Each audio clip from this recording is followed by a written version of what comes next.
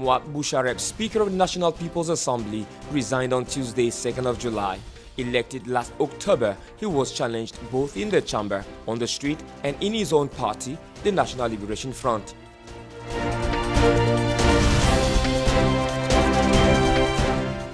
The main protest movement in Sudan, following mass protests across the country, called for civil disobedience on Monday to be carried out on the 14th of July. Protesters hope to maintain pressure on the army for the transfer of power to civilians as soon as possible.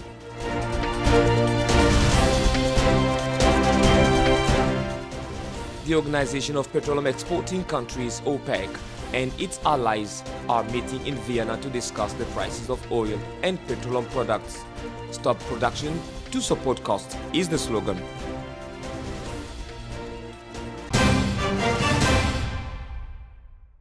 The news on the resignation of the Algerian National Assembly's president was made public this Tuesday morning and was confirmed through a statement of the Algerian press agency. The office of the Assembly declared the vacancy of the office of its president, and it is up to Abdelrazak Kebash, vice president, to handle the current affairs for a period of 15 days. Last Monday, the members of parliament prevented the holding of a plenary session from voting a report of the Committee on Legal Affairs. They demanded the departure of Mouab Bouchareb, who, according to them, occupied this post in an illegal way in violation of the Constitution. Mouab Bouchareb was elected at the head of the assembly on October 24, 2018, following the forced resignation of Said Bouhadja, dismissed after several weeks of political clash.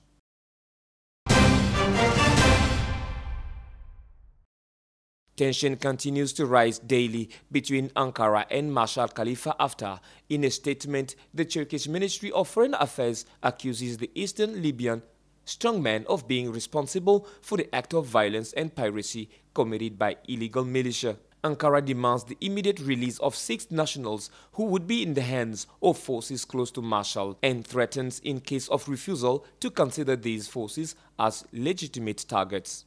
A few hours earlier, it was the Turkish defense minister who warned that his country would retaliate against any attack by Haftar's forces. The Libyan marshal had ordered them to target Turkish ships and interests and to arrest Turkish nationals in Libya. Khalifa Haftar accuses Ankara of militarily supporting his rivals of the National Unity Government. 10 years ago, Turkish President Recep Tayyip Erdogan confirmed that his country had provided arms to his internationally backed government. From talking to action, there is only one step away that at times we all need to take. Yes, it took bravery, enough courage for them to turn their back on what they know and open up to uncertain future. The leaders of the Economic Community of West African States, ECOWAS, formally adopted the name ECO for their project of the single currency, which they wish to create as early as 2020. The final declaration of the Abuja summit among the representatives of the 15 member countries of the organization is accurate. It will be ECO and ECO alone that will be used from 2020 in this community space. Last June in Abidjan, Côte d'Ivoire, this name had already been mentioned at a meeting of finance ministers and governors of central banks of the area. The official statement as a result of the work session specified that the principle of a flexible exchange rate for ECO has been formally adopted by the heads of states and governments of ECOWAS. Adopting the name is a first step at a time when African countries using the CFA franc are struggling to agree on its use or the creation of a single African currency. Under discussion for 30 years, this single currency among the 15 countries of the organization, 8 of which use the CFA franc pegged to the euro, is seen as a risky gamble by some analysts. But the initiative would be a strong political symbol, an example to follow for other African countries, according to some experts from Central Africa who strongly believe that the continent would benefit from having a single currency. To date, several parameters have yet to be studied so that the feasibility does not suffer from any postponement, both in form and in substance. In 2018, France exported 130,000 tons of used clothing, nearly half of which went to Africa, its first market. Clothes that are resold to the great delight of many Africans. After being collected and sorted, the clothes are resold in batches on the French market according to their quality. The rest is sent to Africa in containers.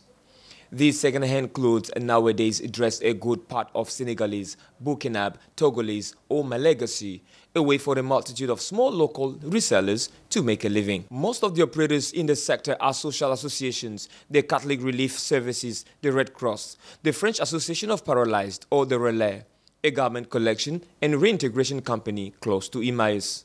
From Senegal to Madagascar, clothing is worn in all social circles, from the poorest who dress so cheaply to the most inventive who often rework on these garments. Customized or just refurbished clothes that sometimes return to France, distributed in trendy boutiques. On the Colobane market, Dakar's largest second-hand market, there is clothing from all over Europe and even from Canada and the United States, a major exporter of the second-hand clothes. Second-hand clothes have invaded the stalls of African market for several decades. Its business supports thousands of people in every country in search of employment and provides cheap clothing to the poor. Disposable plastic is banned at the Glastonbury Festival in the United Kingdom. Unpublished decision for this large gathering of nearly 1,000 people, but the ambition is approved by many advocates of the environment. And now this great festival has gone plastic-free.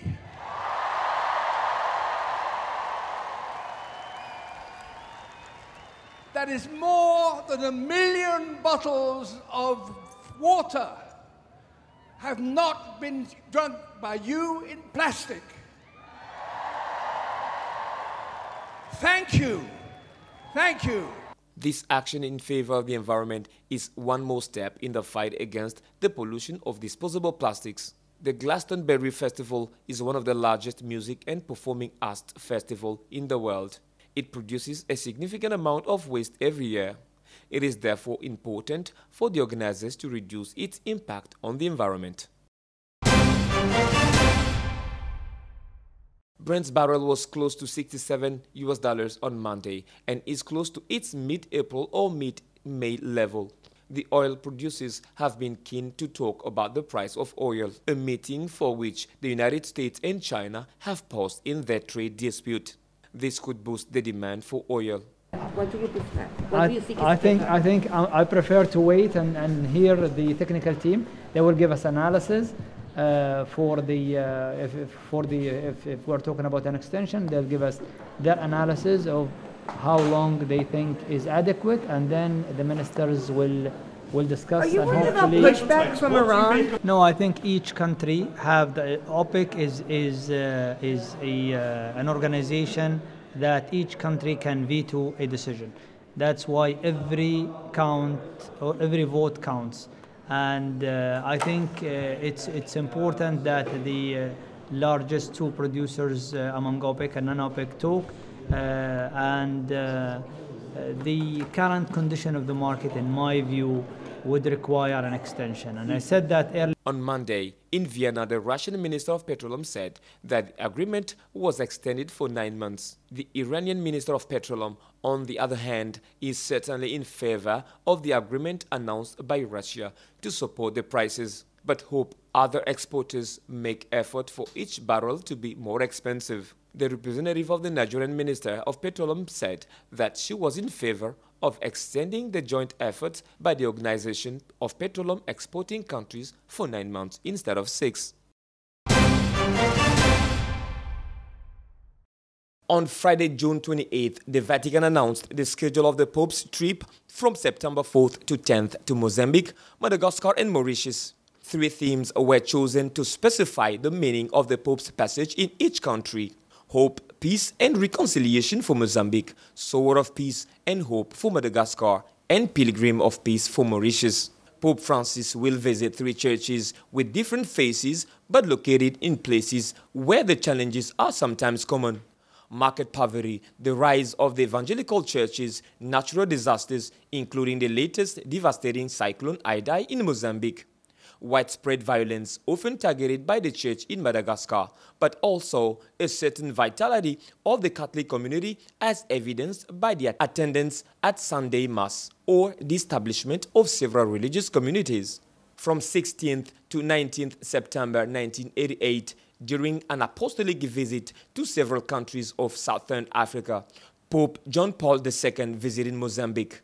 A few months later, it was the island of Madagascar that welcomed the Polish sovereign pontiff, who came from April 28th to May 1st.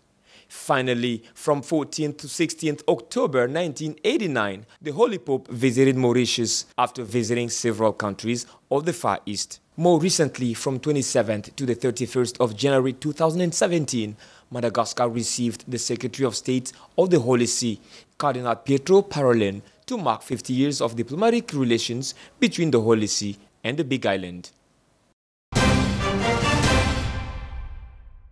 Unsurprisingly, former Golden State Warriors winger Kevin Durant has confirmed that he will play with the Nest for the next 4 seasons for a total of $164 million.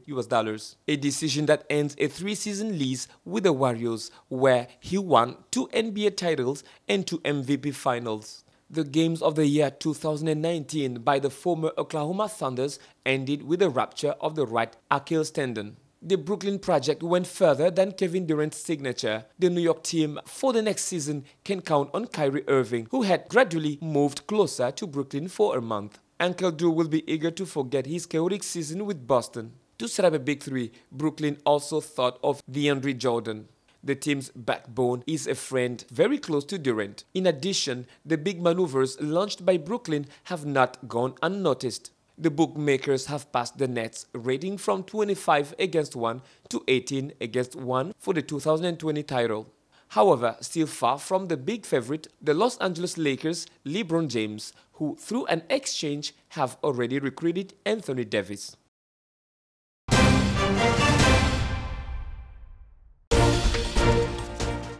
Mouad Bouchareb, Speaker of the National People's Assembly, resigned on Tuesday, 2nd of July. Elected last October, he was challenged both in the chamber, on the street, and in his own party, the National Liberation Front.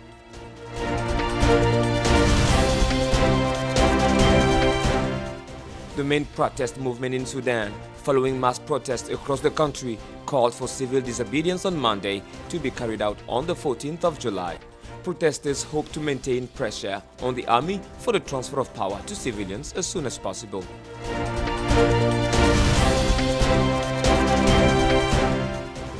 The Organization of Petroleum Exporting Countries, OPEC, and its allies are meeting in Vienna to discuss the prices of oil and petroleum products. Stop.